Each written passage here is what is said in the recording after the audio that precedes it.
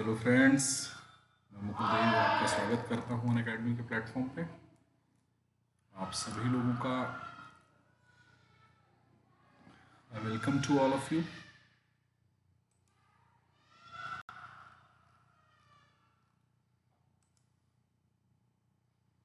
I welcome to all of you who have join मी।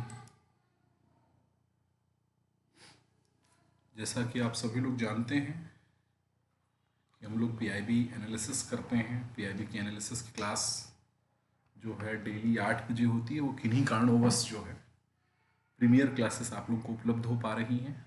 मैं माफ़ी चाहूँगा कि वो आपके नियमित समय पे उपलब्ध नहीं हो पा रही हैं। इसके लिए व्यक्तिगत तौर पे मैं आप सभी लोगों से, जो लोग मेरे अपने स्टूडेंट्स हैं, जो लोग मुझे डेली सुनते हैं, उन सभी लोगों से मैं माफ़ी चाहूँगा और मैं आपका स्वागत करता हूँ अनअकैडमी के प्लेटफॉर्म पे। चलते हैं, स्टार्ट करते हैं अपने सेशन को। जैसा कि आप लोग जानते हैं कि हम लोग पीआईबी एनालिसिस करते हैं। इस पीआईबी एनालिसिस में जो खबरें होती हैं उनका वर्तमान क्या है, प्रेजेंट क्या है, फ्यूचर क्या है, इन सारी चीज़ों में करते हैं। Let's crack with me Mukul Dev के साथ विद हिंदी यस जो है हम लोग स्टार्ट करते हैं, अपने सेशन को स्टार्ट करते हैं। जैसा कि आप सभी लोग जानते हैं, crack UPSC CSC India largest learning platform है और इस लार्जेस्ट लर्निंग प्लेटफॉर्म में आप इंटरेक्टिव होते हैं। एक तरफ टीचर होता है, दूसरी तरफ स्टूडेंट्स होता है। ये वर्ल्ड का आप कह सकते हैं कि बेहतरीन प्लेटफॉर्म है जो 24/7 आपकी एक्सेसिबिलिटी में और आपकी एफोर्डेबिलिटी में काम करने वाला संस्थान है। चलते हैं, इसके बाद आपको क्या मिलता है। तो डेली लाइव क्लासेस मिलेंगी आपको, सब कुछ यहाँ पे लाइव क्लासेस मिलेगा। आप अगर प्लस और आइकॉनिक कोर्सेज पे जाते हैं तो आपको ये सारी चीज़ें यहाँ पर उपलब्ध होती हैं। स्ट्रक्चर्ड कोर्सेज हैं, सारी चीज़ें स्ट्रक्चर्ड वे में हैं। एनसीईआरटी है, आप एनसीईआरटी के सेशंस को आप ले सकते हैं। आप जो है दूसरे जितने सेशंस हैं, आप सारे सेशंस आप ले सकते हैं। आप बेसिक बुक्स वाले सेशन ले सकते हैं। आप जो है एडवांस कोर्सेज में जा सकते हैं। ये सारी चीज़ें आपको मिलती हैं। लाइव टेस्ट और क्विजेस भी मिलते हैं। मेंस का एमसीक्यूज भी मिलता है और प्लस मेंस के आंसर राइटिंग वाले प्रोग्राम भी हैं जिसको आप शामिल कर सकते हैं। अनलिमिटेड एक्सेस है। चलते हैं, मैं उम्मीद करता हूं कि आप अनअकैडमी का लर्निंग ऐप डाउनलोड करेंगे। मैं अपना संक्षिप्त परिचय दे देता हूं। मुकुल देव, 2013 से मेरा पठन पाठन का कार्य पढ़ा रहा हूँ। राजेंद्र नगर और मुखर्जी नगर जैसे इंस्टीट्यूट्स में या जैसी जगहों पे मेरा क्लास चलती है। मैं मुकुल देव के नाम से वहाँ जाना जाता हूँ। अगर आप देखते हैं कि मैं क्या पढ़ा रहा हूँ, geography, ecology, disaster, current affairs, society, ये सब मेरा अपना विषय क्षेत्र रहा है जिसको मैं पढ़ा रहा हूँ। टॉप एजुकेटर्स में आप सुदर्शन गुजर साहब को पाएंगे, मुदित गुप्ता साहब को, अमन शर्मा साहब को, मृणाल पटेल, रोमन सैनी, दीपांशु सिंह साहब। इस तरह से बेहतरीन साहबों की लिस्ट है जो आपको साहब बनाने के लिए क्या है, तैयार है। आप इनसे जुड़कर इनके अपने अनुभव का लाभ उठा सकते हैं और अपनी तैयारी को धार दे सकते हैं। चलते हैं आगे। अगर आप देखें कि आपकी तरफ आपके पास दो तरह के कोर्सेज अवेलेबल हैं, एक है प्लस और दूसरा है आइकॉनिक कोर्सेज। प्लस कोर्सेज में आपको live classes, test series, unlimited practice, structure, schedule, ये सारी चीज़ें आपको मिलेंगी। एक महीने का 9,000 है और आप जो है मेरी कोड यूज़ करके, मेरा कोड है मुकुलदेव, मेरा कोड है मुकुलदेव, मेरा कोड है और आप इस कोड को यूज़ कर सकते हैं और इस कोड को यूज़ करके आप ऑफ प्राप्त कर सकते हैं। 1, 3 और 6 महीने के मैं कोर्सेज को ना ही सजेस्ट करूंगा क्योंकि 6 महीने की फीस 40,500 है। अगर मेरा कोड यूज़ करेंगे तो 36,450 है। वहीं पे 12 महीने यूपीएससी की तैयारी बहुत शॉर्ट टर्म में नहीं होती है। कम से कम इसको 12 से 24 महीने या 36 महीने चाहिए होता है। तो जो लोग जिनको देना है वो 12 महीने की फीस ले सकते हैं, 12 महीने का कोर्स ले सकते हैं। 44,550 रुपये आपको देना पड़ेगा। मेरा कोड आप यूज़ कर सकते हैं मुकुल देव। वहीं 24 महीने की फीस 72,000 रुपये है और इस 72,000 रुपये में आप जो है 64,800 रुपये आपको देना होगा। 36 महीने की फीस 90,000 है और आपको 81,000 रुपये देना होगा। मेरा कोड यूज़ अगर आप करते हैं, मुकुल देव मेरा कोड है। वहीं आप आइकॉनिक कोर्सेज को देखें तो मेरा सबसे फेवरेट है आइकॉनिक कोर्सेज में मेंटरशिप है। ये मेंटरशिप बहुत इंपॉर्टेंट है, मैं बार बार इस पर बात करता हूँ क्योंकि मेरा मानना है कि जीवन में आपके पास कोई ना कोई मेंटर होना चाहिए किसी भी कार्य को लेकर।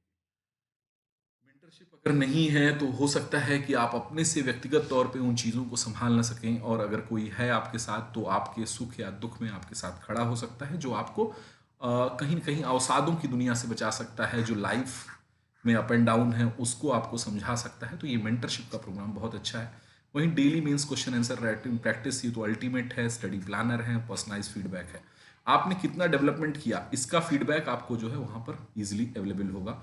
मेरा कोड है मुकुलदेव, मेरा कोड है, आप इस कोड को इस्तेमाल कर सकते हैं, यूज़ कर सकते हैं। और मैं उन छात्रों से भी आग्रह करूंगा जो लोग लेना चाहते हैं वो मुझे इन्फॉर्म कर सकते हैं कमेंट बॉक्स में जाकर। इस क्लास के एंड में लिख सकते हैं कि सर हम लेना चाहते हैं, हम एडमिशन लेना चाहते हैं, ताकि मैं चीज़ों को और भी बेहतर तरीके से करूँ। यहाँ मेरी मेंटरशिप आपको मिलेगी ही मिलेगी, लेकिन अन्य लोगों की भी मेंटरशिप आपको यहाँ पे प्राप्त होगी। 12 महीने की 69,500 है और 62,550 रुपये आपको देने होंगे, मेरा कोड आपको यूज़ करना होगा। वहीं 24 महीने की फीस 1,07,000 रुपये है और 96,300 रुपये आपको देने होंगे।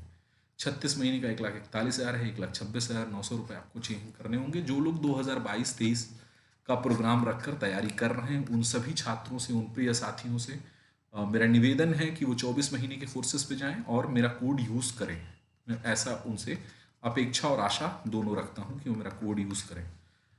अगर चलते हैं हम अपने आगे की चीज़ों में चलते हैं, तो ऑप्शनल सब्जेक्ट्स में देखें तो बेहतरीन है। पूरे ऑप्शनल सब्जेक्ट्स में सारी चीज़ें अवेलेबल हैं, चाहे वो मैथिली हो, चाहे वो हिंदी हो, चाहे कन्नड़ हो, चाहे इंग्लिश हो।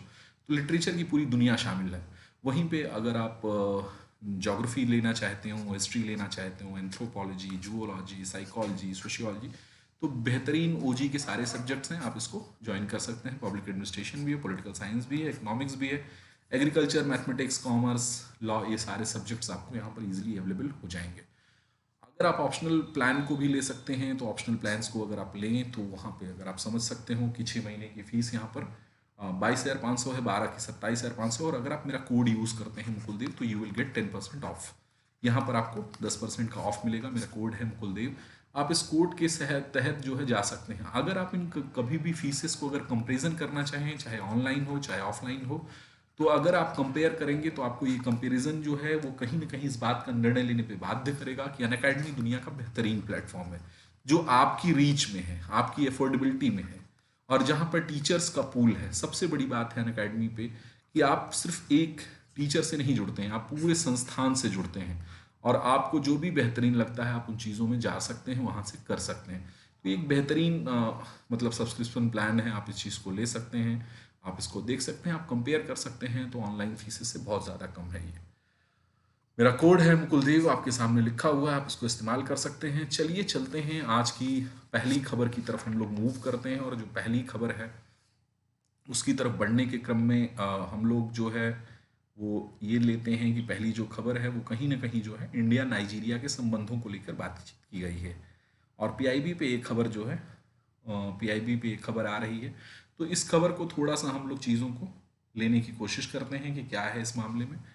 चलते हैं, स्टार्ट करते हैं। इंडिया नाइजीरिया इंटरनेशनल रिलेशनशिप कहीं ना कहीं प्री टॉपिक की वजह से भी इम्पॉर्टेंट है, लेकिन मेंस में जब आप आईआर की चीज़ों को देखेंगे तो कहीं ना कहीं अफ्रीकन कॉन्टिनेंट में भारत पे आपको ये चीज़ें समझनी होगी कि अफ्रीकन कॉन्टिनेंट पे भारत का बढ़ता हुआ प्रभाव। अगर आप लगातार देखने की कोशिश करेंगे तो भारत जो है वो अफ्रीका कॉन्टिनेंट को लेके बहुत ज़्यादा उत्सुक भी है, और कह सकते हैं कि कहीं ना कहीं मतलब भारत सरकार ऐसा चाहती है कि वो अफ्रीकन कॉन्टिनेंट में अपनी उपस्थिति बनाए रखे, अपनी उपस्थिति बनाए रखे। क्योंकि कहीं ना कहीं जो अफ्रीकन कॉन्टिनेंट को अगर आप देखने की कोशिश करेंगे तो जो अफ्रीकन कॉन्टिनेंट है उसको कहीं ना कहीं डार्क कॉन्टिनेंट भी कहा जाता है कि वो डार्क कॉन्टिनेंट है, या उसको फ्यूचर कॉन्टिनेंट कहा जाता है कि वो फ्यूचर कॉन्टिनेंट है। डार्क कॉन्टिनेंट आप इसलिए कह सकते हैं क्योंकि कहीं ना कहीं वो अंध महाद्वीप है, अभी भी विकास की गति वहाँ पर नहीं है। और फ्यूचर कॉन्टिनेंट उसको इसलिए कहा जाता है क्योंकि जो डेवलपमेंट है वो डेवलपमेंट वहाँ पे शुरुआत हुई है। बहुत सारे देश अभी गरीबी रेखा के नीचे हैं, बहुत सारे देशों में इंफ्रास्ट्रक्चर का डेवलपमेंट अभी नहीं है। तो ऐसे में जो है इंफ्रास्ट्रक्चर का डेवलपमेंट नहीं, ऐसे में भारत के लिए, फॉर द इंडिया, अगर भारत को देखा जाए तो अपार संभावनाओं का द्वीप जो है, अपार संभावनाओं का द्वीप है वे, अपार संभावनाओं का द्वीप है ये, अपार संभावना है इस द्वीप में, इस कॉन्टिनेंट में। और भारत कहीं ना कहीं इस कॉन्टिनेंट में ये जो नाइजीरिया के साथ उसके हाल के समझौते ये इस बात पर व्यक्त करते हैं कि इस द्वीप की या इस पूरे कॉन्टिनेंट की भारत सरकार को ज़रूरत है, इस कॉन्टिनेंट की भारत सरकार को ज़रूरत है। तो ये चीज़ें हैं। एक सेकंड आप लोग होल्ड करिएगा, कुछ लाइट में प्रॉब्लम आ रही है।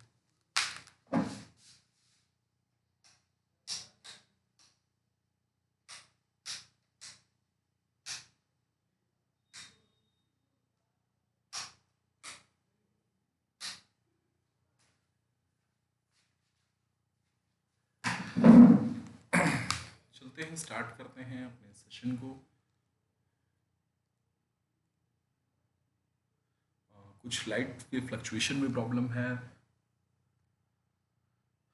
तो ये है कुल मिलाकर इंडिया नाइजीरिया को लेके हम लोग इस बात को आगे बढ़ाते हैं और आगे के क्रम में हम लोग समझने का प्रयास करेंगे कि आखिर क्यों नाइजीरिया के साथ बातचीत हो रही है। एक वेबिनार आयोजित किया गया भारत और नाइजीरिया के बीच में, और कहीं ना कहीं जो इस वेबिनार का उद्देश्य है आयोजित होने का या कार्य करने का जो उद्देश्य है, वो कहीं ना कहीं सहयोगात्मक भूमिका बढ़ाने की बातचीत चल रही है।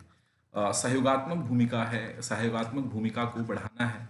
और किस क्षेत्र में बढ़ाना है? तो जो क्षेत्र है या जिसमें है वो रक्षा क्षेत्र है, वो रक्षा क्षेत्र है।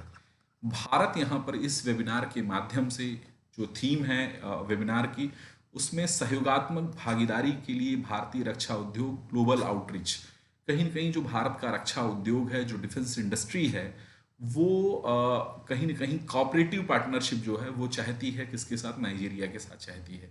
और इसमें जो है इट वाज ऑर्गेनाइज, ये जो वेबिनार है, इस वेबिनार का जो आयोजन है, उस वेबिनार का जो आयोजन है वो department of defence production, ministry of defence के थ्रू किया गया, तो society of Indian defence manufacturer के द्वारा।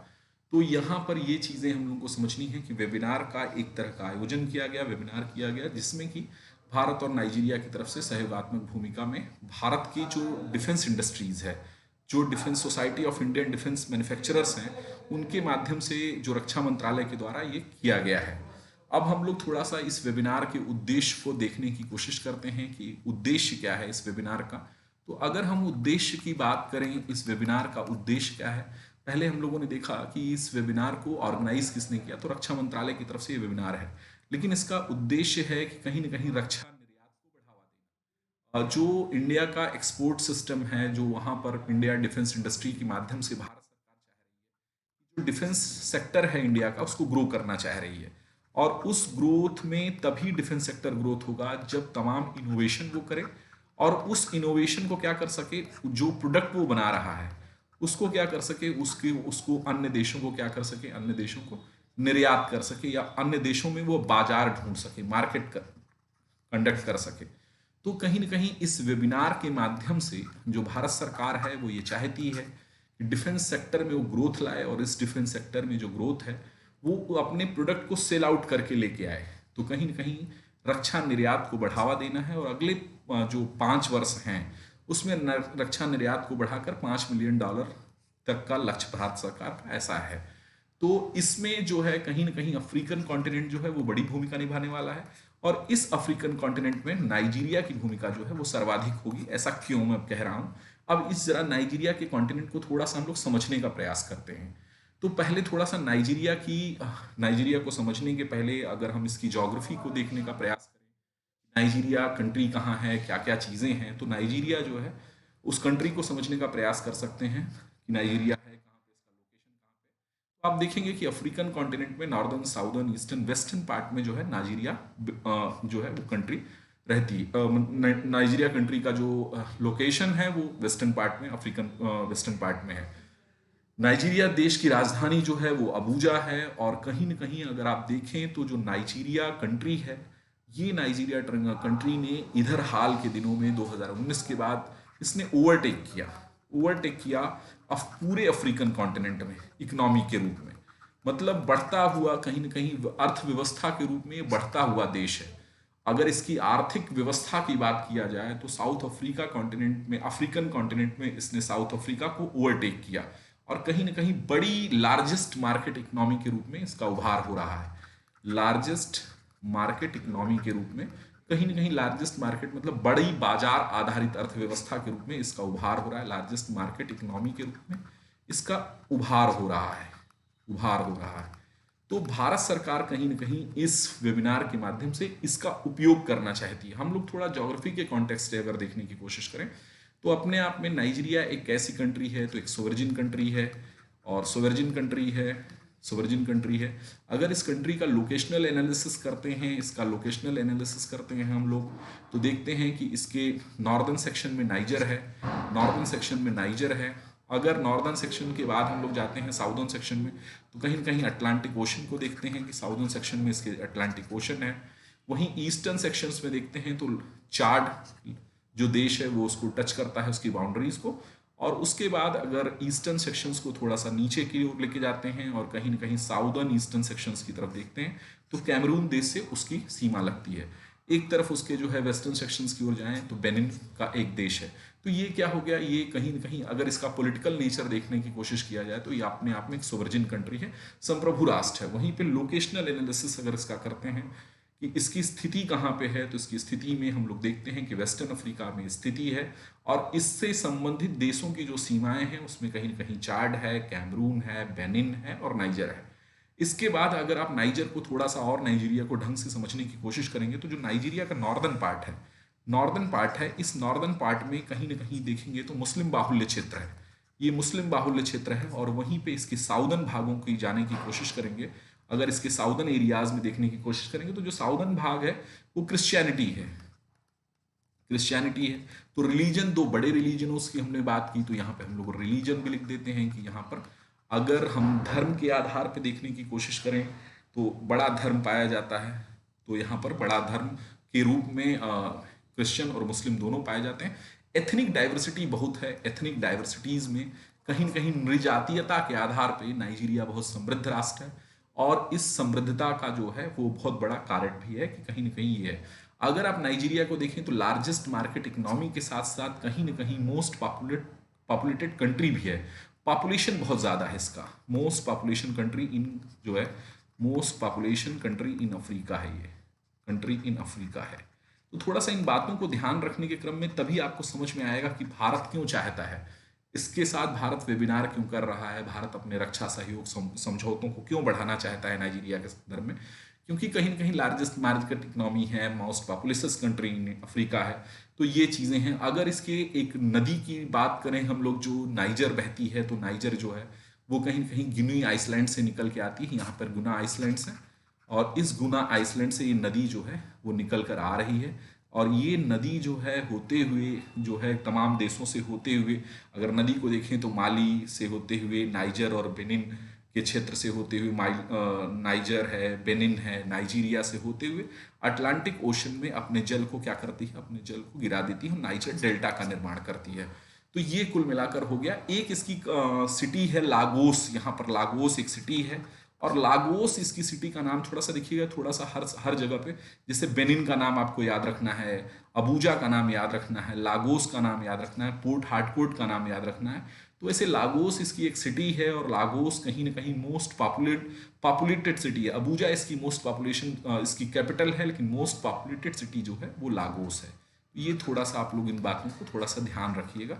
और कहीं ना कहीं जब आप मैपिंग करते हैं, तो मैपिंग में यही चीज़ों को ध्यान में रखने की ज़रूरत होती है। किसी भी सेक्शन में जब आप मैपिंग करते हैं तो मैपिंग में लोकेशनल एनालिसिस आपको ध्यान होना चाहिए।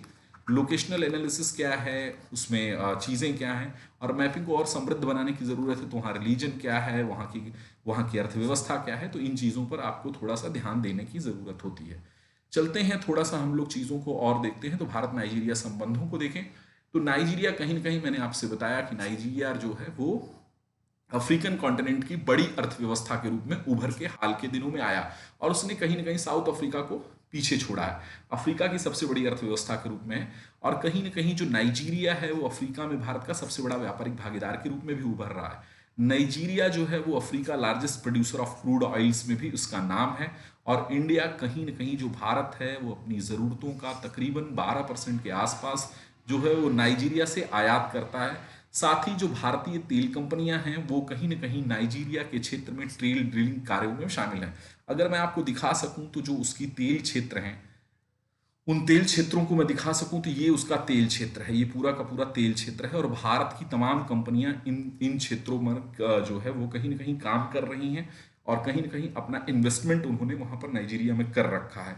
तो भारत इस संभावनाओं के द्वार को देखने की कोशिश कर रहा है। कहीं ना कहीं जब हम उसके साथ इतने बड़े व्यापारिक भागीदार के रूप में उभर कर आ रहे हैं तो क्यों न कहीं ना कहीं हम अपने रक्षा आयातों को भी क्या करें, वहां पर बढ़ाएं। तो इस तरह की चीज़ों को भारत सरकार जो है कहीं ना कहीं देख रही है। भारत में ड्रिलिंग कार्यों में शामिल है और कहीं कहीं रिफाइनरियों को भी स्थापित करने की वहां पर योजना भारत सरकार की है। अगर आप देखेंगे तो जो बायलिटरल ट्रेड है वो भारत और नाइजीरिया के बीच में वो तकरीबन US डॉलर में देखें तो 13.8 बिलियन दर्ज किया गया है। 2019-20 के दौरान। वहीं नाइजीरिया को भारत निर्यात जो है, जो नाइजीरिया को भारत ने निर्यात किया वो 3.6 बिलियन का है। तो ये देखिए, ये फैक्ट्स हैं और इनको मैं इसलिए चेक करा रहा हूँ। ये क्यों हम लोग इस फैक्ट्स को देख रहे हैं, ये फैक्ट्स हमको रटना नहीं है, लेकिन इस चेक फैक्ट से हम लोग एनालिसिस कर सकते हैं कि कहीं ना कहीं भारत के लिए नाइजीरिया कितना इंपॉर्टेंट है। और भारत नाइजीरिया पेट्रोलियम उत्पादों का सबसे बड़ा आयातक भी है, उनसे मंगाता भी है।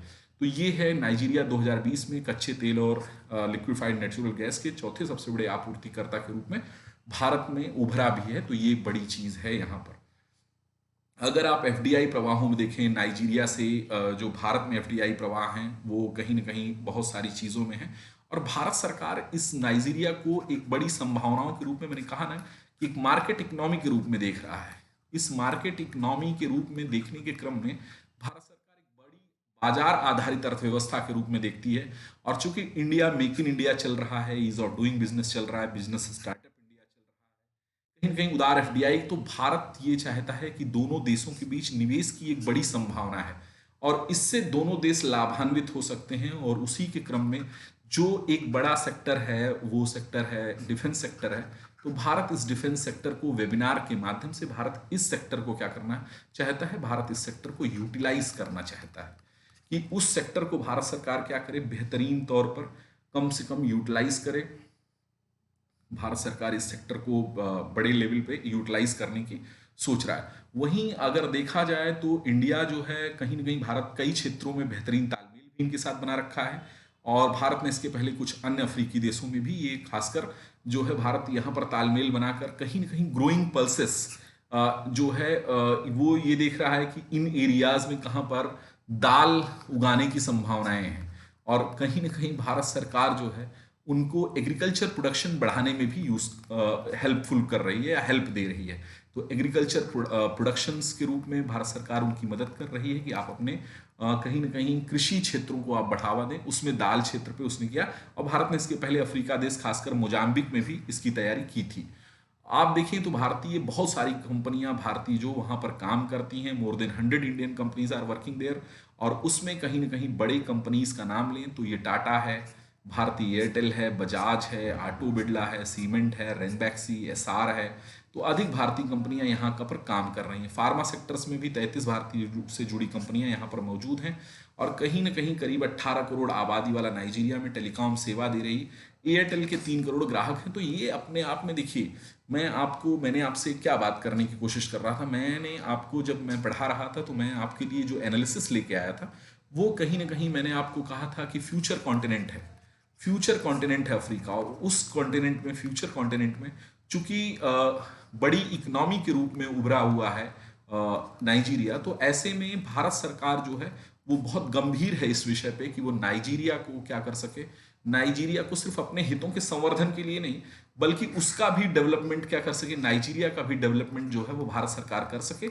और इस डेवलपमेंट में करने में कहीं ना कहीं अपना डेवलपमेंट भारत सरकार कर सके। देखिए हो क्या रहा है कि जो अफ्रीकन कॉन्टिनेंट है, इस अफ्रीकन कॉन्टिनेंट में चाइना लगातार अपनी दखल बढ़ा रहा है।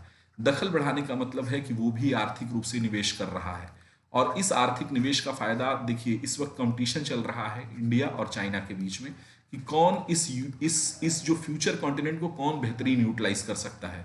चूंकि हर देश में एक समस्या यह होती है कि एक निश्चित सीमा के बाद उस देश में क्या होता है, वहां पर सेचुरेशन मोड आ जाता है। सेचुरेशन मतलब संतृप्तता अवस्था आ जाती है। और उस संतृप्तता अवस्था के आने के कारण उसको नए देशों की तलाश होती है जहां पर वो अपने माल को खपत करने का एरिया ढूंढ सके। तो ऐसे में भारत कहीं ना कहीं नाइजीरिया के डेवलपमेंट मॉडल को बढ़ाना चाहता है। और उस डेवलपमेंट मॉडल के साथ साथ भारत अपनी चीजों को वहां पर एक बड़े बाजार के रूप में देख रहा है जहां पर वो अपनी चीज को खपा सके या और यहां से आर्थिक जो है उत्पादन या आर्थिक लाभ कमा सके। इकोनॉमिकल कहीं ना कहीं प्रॉफिट कमाना जो है भारत सरकार का यहाँ पे है। इसी के अंतर्गत भारत सरकार ने वेबिनार किया। मैंने इस पूरे वेबिनार में खाली, देखिए वेबिनार में डिफेंस पे बात थी, लेकिन मैंने चूंकि आपके लिए क्या किया, मैंने पूरे आपके लिए इसका कॉन्सेप्ट ही निकाल के रख दिया कि इंडिया नाइजीरिया, नाइजीरिया का लोकेशन आपके लिए मैंने इसीलिए नाइजीरिया की लोकेशंस क्या हैं, नाइजीरिया है कहाँ पे, उस लोकेशंस पे मैंने बातें की। और पूरी तरह से नाइजीरिया को आपके सामने खोल के रखा कि नाइजीरिया का लोकेशन देखिए, फ्यूचर कॉन्टिनेंट का एरिया है, कैसे ये अटलांटिक ओशन से जुड़ा हुआ है और कैसे इन चीज़ों में यहाँ पर बड़े क्षेत्रों पर भारत सरकार फोकस करके अपना डेवलपमेंट कर सकती है। तो ये कुल मिलाकर हम लोगों ने बात की नाइजीरिया के ऊपर। हम लोग देखें तो अगर जो बड़े एक्सपोर्ट्स हैं फ्रॉम इंडिया टू नाइजीरिया हम जो भेजते हैं उनको, तो मशीनरी मैकेनिकल पे काम करते हैं, व्हीकल्स पे हम चीज़ों को उनको देते हैं, फार्मास्यूटिकल इंडस्ट्रीज पे हम उनको बहुत सारी चीज़ें मुहैया करा रहे हैं, फार्मास्यूटिकल इंडस्ट्रीज पे दे रहे हैं, मशीनरी और मैकेनिकल इक्विपमेंट्स भी उनको हम कर रहे हैं, mineral fuels and mineral oils पे भी हम चूंकि वहाँ पर चीज़ें कर रहे हैं, प्लास्टिक और आर्टिकल्स दे रहे हैं, आर्टिकल ऑफ आयरन दे रहे हैं, ऑर्गेनिक केमिकल्स दे रहे हैं, मेड ऑफ टेक्सटाइल आर्टिकल्स दे रहे हैं। तो ये कुल मिलाकर डाटा पुराना है, लेकिन ये डाटा एनालिसिस करने के क्रम में आप ये देख सकते हैं कि भारत सरकार लगातार अपना जो है वो कहीं ना कहीं जो है वो अपने एक्सपोर्ट को बढ़ाने की कोशिश कर रही है, और इस एक्सपोर्ट को बढ़ाकर भारत सरकार अपनी जो राजकोषीय जो फिजिकल अपना जो है या जो फॉरेन एक्सचेंज वाला एरिया है उसको सुदृढ़ करना चाहती है। तो ये हो गया कुल मिलाकर। और सबसे बड़ी बात कि आपको एक नए सहयोगात्मक भूमिका में सहयोगी देशों की जरूरत है, और भारत के लिए नाइजीरिया एक बड़ा सहयोगी देश के रूप में, अफ्रीकन कॉन्टिनेंट के रूप में उभरता हुआ एक बाजार जो है वो भारत की सरकार के लिए है। तो ये मिलाकर कुल मिलाकर हम लोगों ने एक बड़ी एनालिसिस जो है यहाँ पर कंप्लीट की। और इस एनालिसिस के बाद हम लोग थोड़ा सा चलते हैं भारत और फिनलैंड के बीच में पर्यावरण समझौता। कल का बड़ा हिट टॉपिक है ये।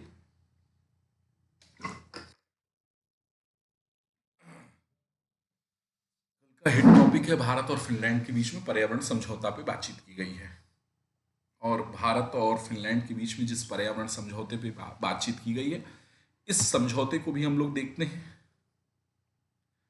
इस समझौते को देखते हैं। समझौते को देखने के पहले मैं थोड़ा सा आप लोगों को उसकी लोकेशनल एनालिसिस क्लियर कर देना चाहता हूं।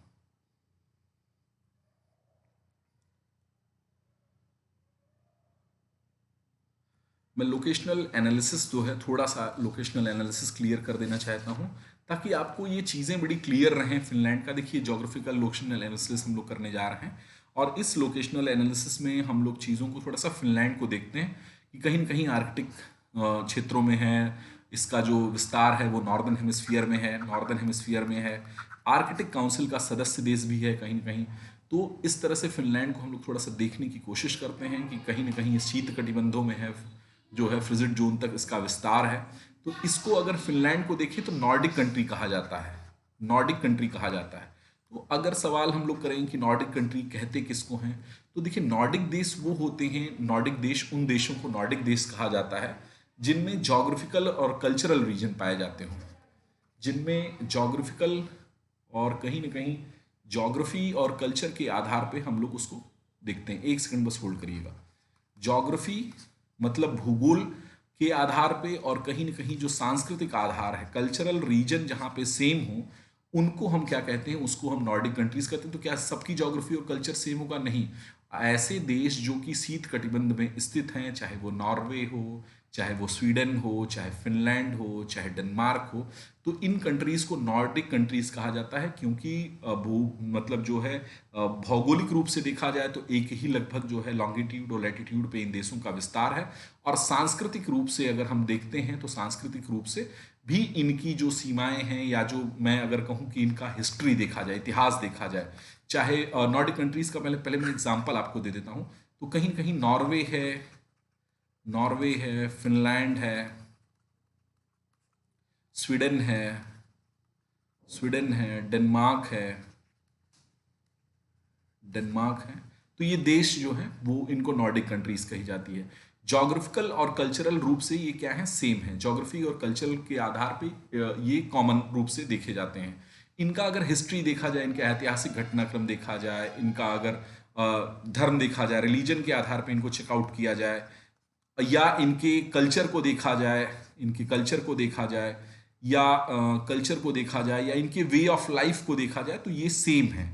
ये सारे जो नॉर्दर्न ईस्टर्न यूरोप की जो कंट्रीज हैं, वो कहीं ना कहीं, या नॉर्दर्न यूरोप की जो कंट्रीज हैं वो कहीं ना कहीं क्या है, इनके अंदर सेम तत्व पाए जाते हैं, इसीलिए इनको क्या कहा जाता है, नॉर्डिक कंट्रीज कहा जाता है। आज के बाद देखिए लोग सवाल पूछ लेते हैं कि which of the following is a Nordic country. Finland है, स्वीडन है, नॉर्वे है, डेनमार्क है, आइसलैंड को भी ले लेते हैं। तो क्या इनमें से कौन सा है? तो ठीक है, हमने बता दिया कि इनमें से ये है।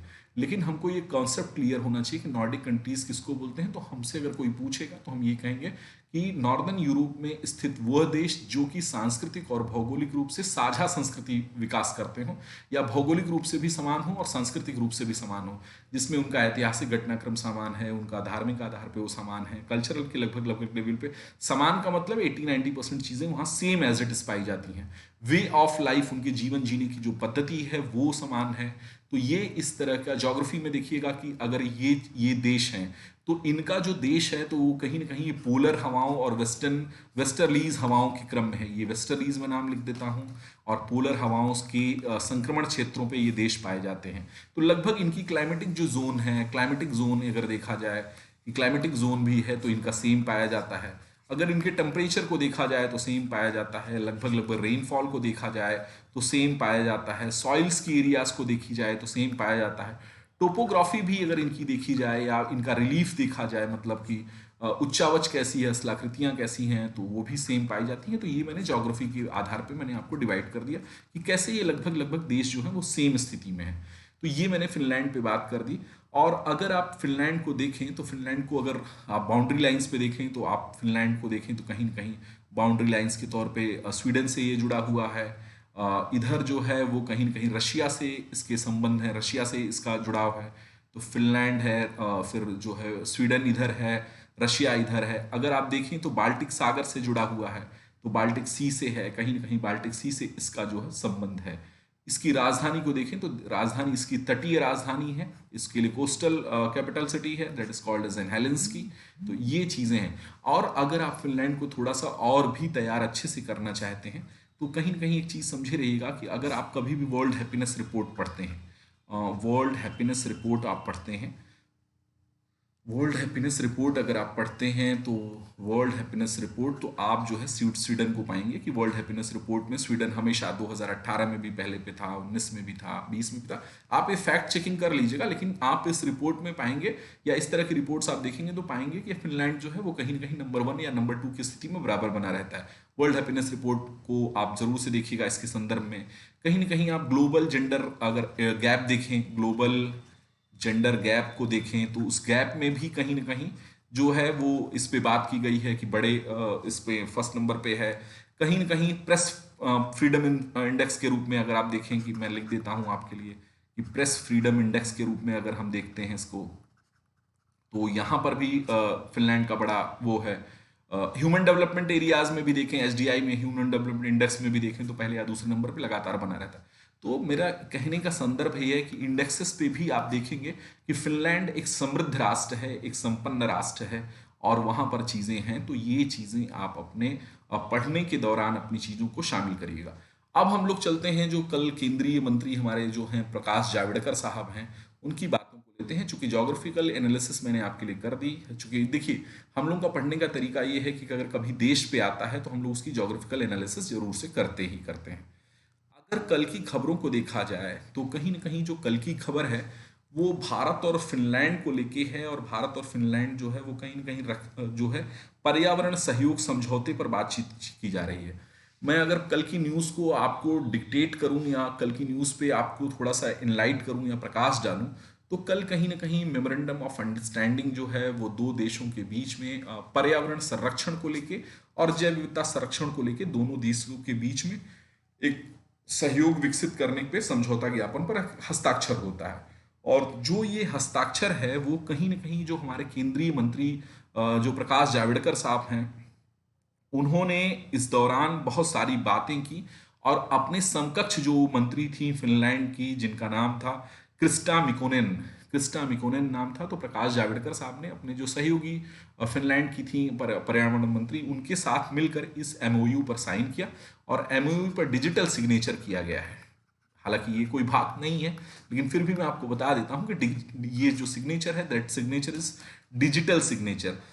और इसमें कहीं ना कहीं जो हमारे भारत के यशस्वी मंत्री साहब हैं जिनका नाम है प्रकाश जावड़ेकर, उन्होंने देखिए कई बातें की हैं, और उन बातों को थोड़ा सा गंभीरता से हम लोग समझते हैं।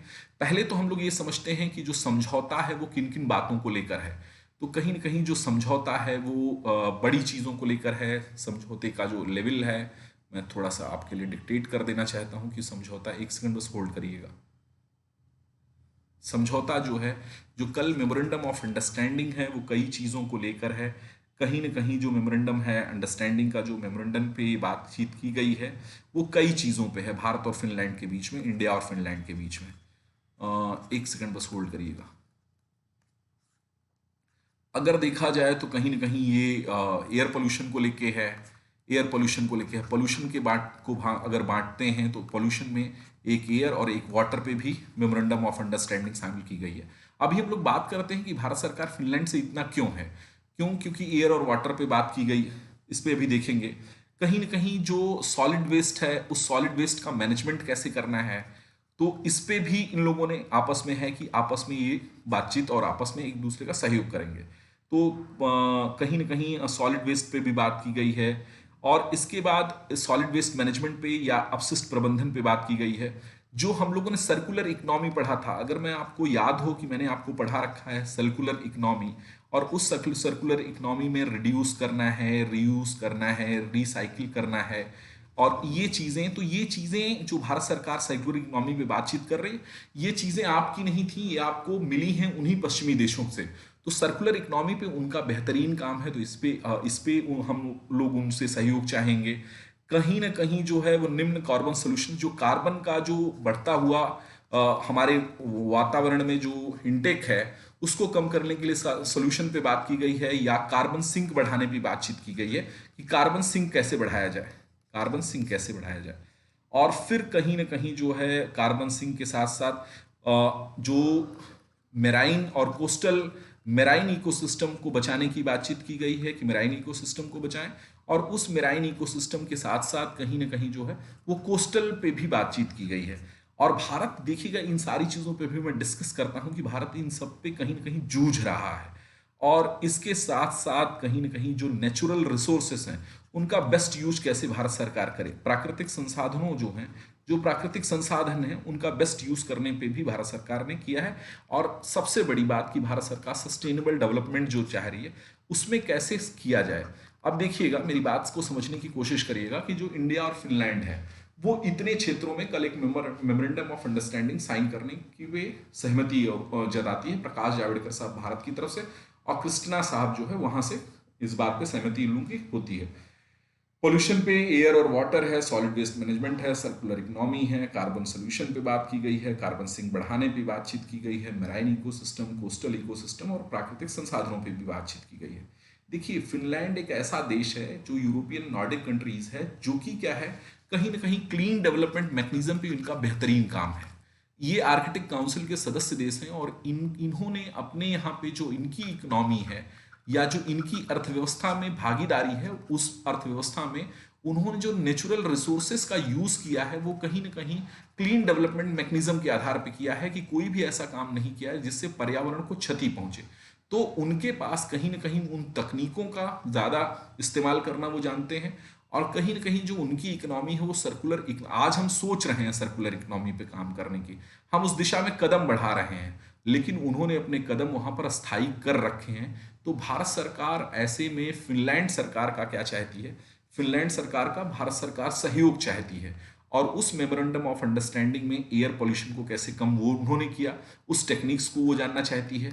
वाटर पोल्यूशन को कैसे कम किया, या उनके यहाँ वाटर पोल्यूशन क्यों नहीं है, ये जानना चाहती है। जो वेस्ट मैनेजमेंट है या जो अपशिष्ट प्रबंधन, वो कैसे करते हैं, क्योंकि फिनलैंड एक ऐसा देश है जो कि कहीं ना कहीं अपने आप में इंडस्ट्रियल भी काम करने के बावजूद वहाँ पर वेस्ट मैनेजमेंट की बहुत अच्छी प्रणाली है, तो भारत सरकार उस पर चाहती है।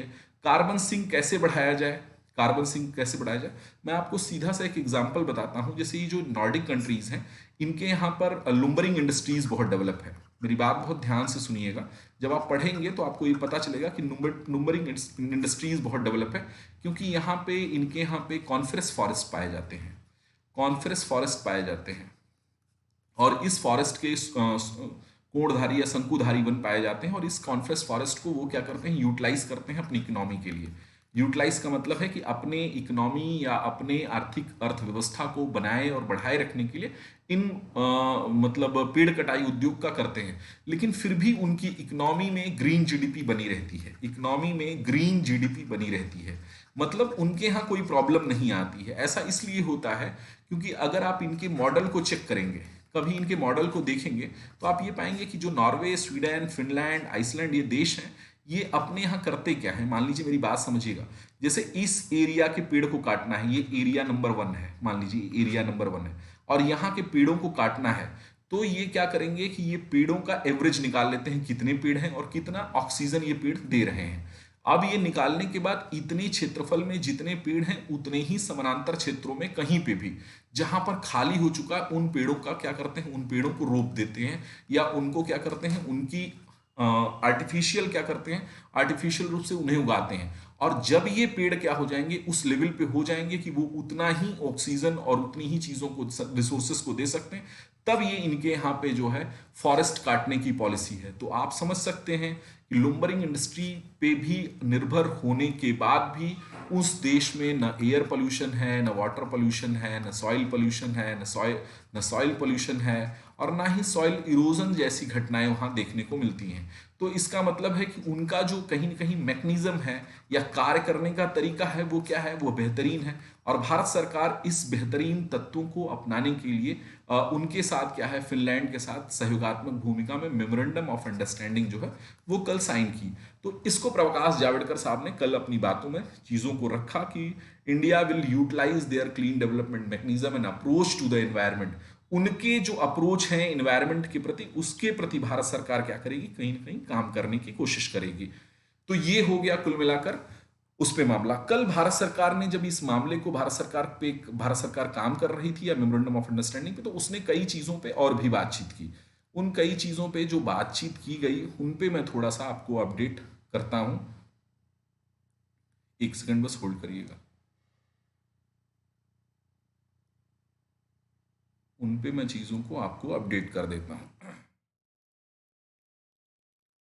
भारत सरकार ने कल जो उस पे बातचीत की, भारत सरकार ने, प्रकाश जावड़ेकर साहब ने, तो उन्होंने कई एक आध नए टर्मों पे भी बातचीत की। उन नए टर्मों की मैं आपको नाम बता देता हूं कि कहीं ना कहीं उन्होंने उत्सर्जन तीव्रता या इमिशन इंटेंसिटी पे बात की।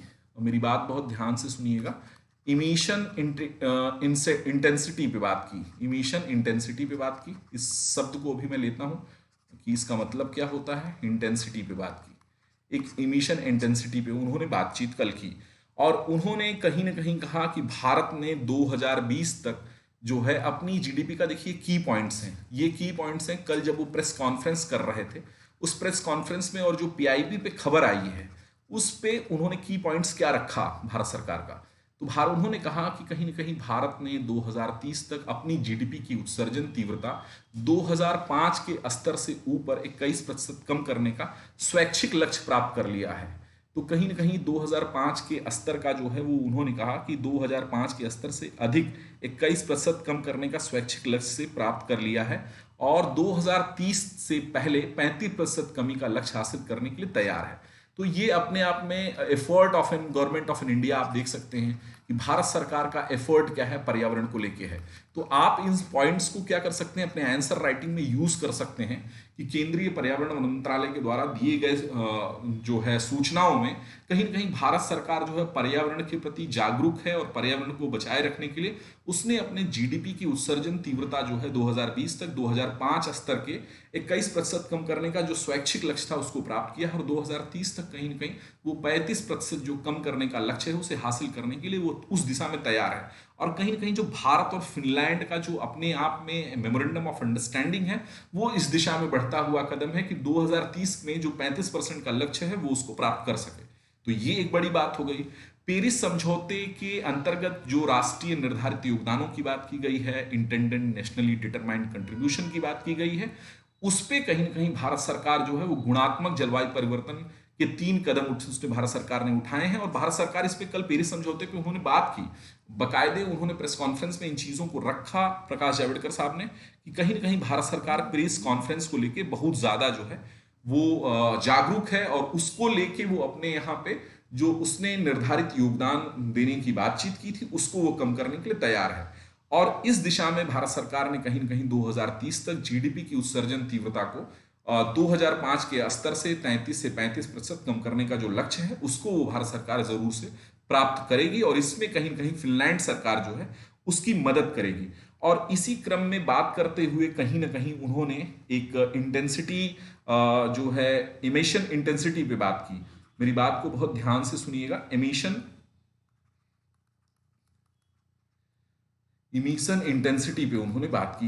हिंदी इसका उत्सर्जन तीव्रता है।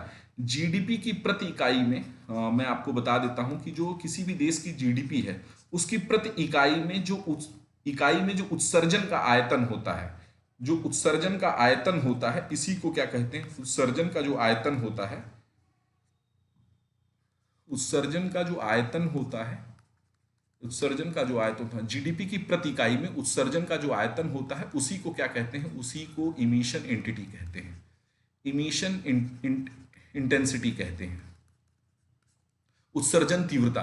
तो कहीं ना कहीं कल उन्होंने बात करते हुए ये कहा था कि हम उत्सर्जन तीव्रता जो जीडीपी की प्रति इकाई उत्सर्जन की जो क्षमता है हम उसको क्या करेंगे, हम उसको कम करेंगे, ऐसा प्रकाश जावड़ेकर साहब ने कहा था। और कहा था कि इसमें जो है वो कहीं ना कहीं फिनलैंड हमारा क्या करेगा, फिनलैंड हमारी हमको जो है वो टेक्नोलॉजी थ्रू हमको क्या करेगा, हेल्प करेगा।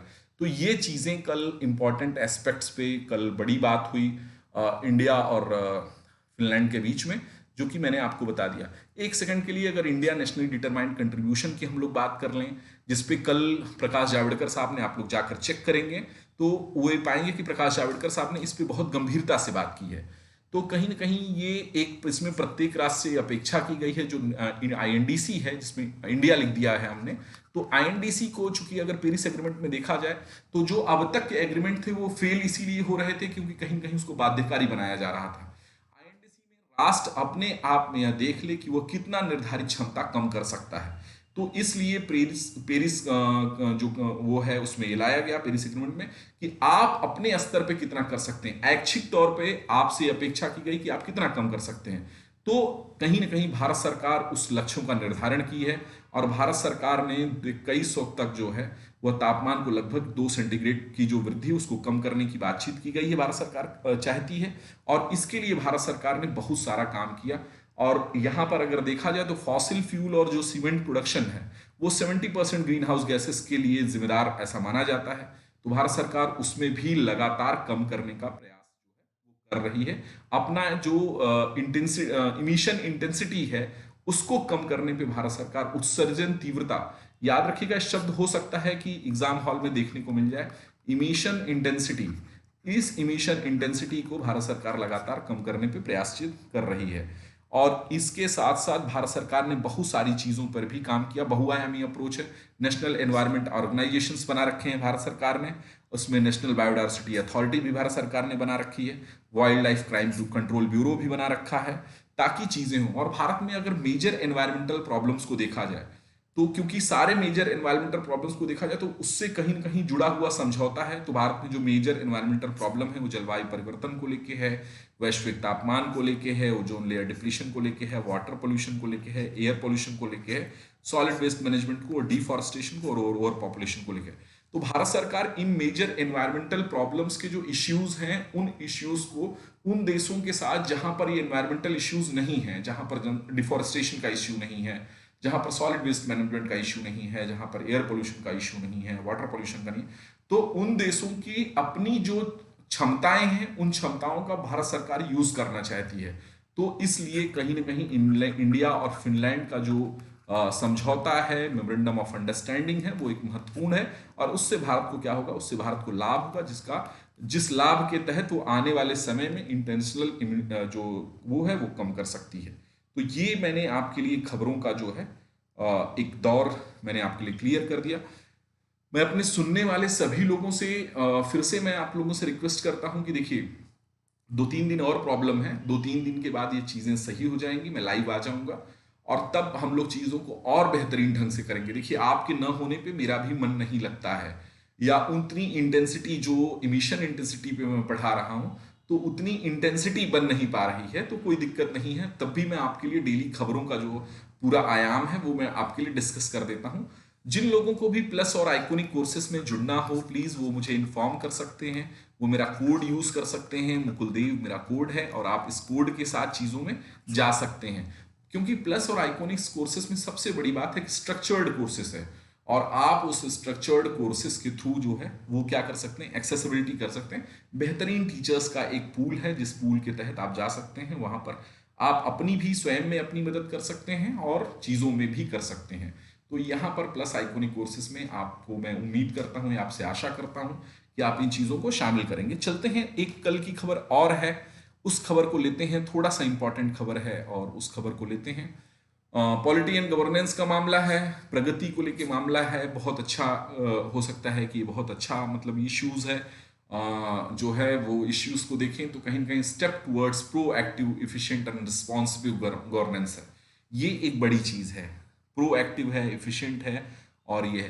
प्रधानमंत्री साहब का चलते हैं तो नरेंद्र मोदी ने केंद्र और राज्य सरकारों को शामिल प्रगति बैठक की अध्यक्षता उन्होंने की। और जो ये प्रो एक्टिव गवर्नेंस मतलब प्रगति जो है वो प्रो एक्टिव गवर्नेंस और टाइमली इंप्लीमेंटेशन को संदर्भित करता है, ये बड़ी बात है।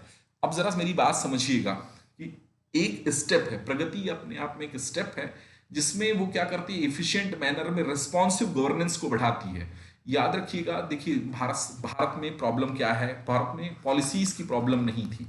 भारत में इस बार भारत इसलिए नहीं पिछड़ा, या भारत इसलिए नहीं, भारत में उतनी गति है या भारत उस दिशा से आगे नहीं बढ़ पा रहा है जितना पॉलिसी के अभाव में भारत सरकार नहीं पीछे है।